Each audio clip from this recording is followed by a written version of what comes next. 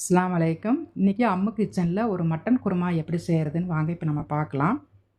குக்கரில் தேவையான அளவு ஆயில் ஊற்றிக்கலாம். ஆயில் காஞ்சதுமே 3 பெரிய வெங்காயம் நீல வாக்கில் கட் பண்ணி போட்டிருக்கேன். 3 பச்சை மிளகா போட்டிருக்கேன். வெங்காயம் பாதி அளவு வணங்கினா போதுமான அளவு, ரொம்ப செவந்திர வேண்டாம். 2 ஸ்பூன் இஞ்சி பூண்டு பேஸ்ட்டு, 10 சின்ன வெங்காயம் நைஸாக அரைச்சி ஊற்றிருக்கேங்க. அடுப்பை ஸ்லோவாக வச்சு இதை நல்லா பச்சை வாசம் போக வரைக்கும் இதை வணக்கி விட்டுறலாம். 10 வரமிளகாவை சுடுதண்ணியில் ஊற போட்டு நைஸாக அரைச்சி ஊற்றிருக்கேன். மிளகாத்தூளும் போட்டுக்கலாம். நம்ம இந்த மாதிரி அரைச்சி ஊற்ற போகும்போது இந்த குருமா வந்து சூப்பராக இருக்கும். 2 ஸ்பூன் பட்டை ஏலக்காய் தூள்,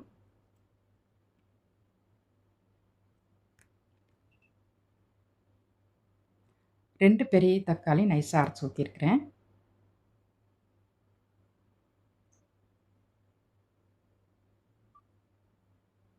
ரெண்டு ஸ்பூன் மல்லித்தூள் போட்டிருக்கேன். இப்போ கொஞ்சமாக மல்லித்தலை போட்டுக்கலாம்.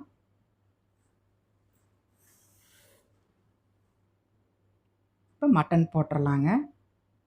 அடுப்பை ஸ்லோவாக வச்சு மட்டனும் இந்த மசாலாவும் நல்லா மேட்சிங் ஆக வரைக்கும் ஒரு 10 நிமிஷம் இதை நல்லா வணக்கி விட்டுறலாம்.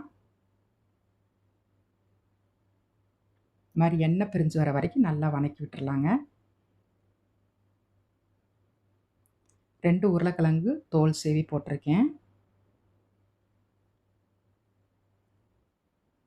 1/4 மூடி தேங்காவில் 10 முந்திரி பருப்பு போட்டு நைஸாக அரைச்சி ஊற்றிருக்கலாம். தேவையான அளவு உப்பு,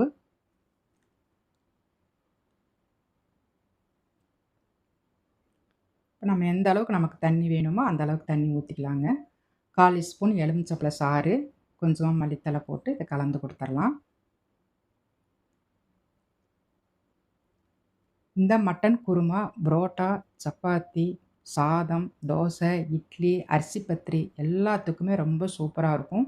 எல்லாருமே ஒருக்கா ட்ரை பண்ணி பாருங்கள். இந்த குருமா வச்சு சாப்பிட்டு பார்த்துட்டு உங்களுக்கு பிடிச்சிருந்துச்சுன்னா எனக்கு லைக் பண்ணுங்கள், ஷேர் பண்ணுங்கள், கமெண்ட் பண்ணுங்கள். சப்ஸ்கிரைப் பண்ணாதவங்க சப்ஸ்கிரைப் பண்ணிக்கிங்க. பக்கத்தில் இருக்கிற பெல் ஐக்கானை தட்டிடுங்க. அப்போ தான் நான் போடுற வீடியோ உங்களுக்கு நோட்டிஃபிகேஷன் வரும். சூப்பரான மட்டன் குருமா ரெடி ஆயிடுச்சுங்க. இன்றைக்கி நம்ம வீட்டில் சப்பாத்திக்காக இந்த குருமா வச்சோம். வாங்க எல்லோரும் சாப்பிட்லாம். இன்ஷா அல்லாஹ் அடுத்த வீடியோவில் பார்க்கலாம்.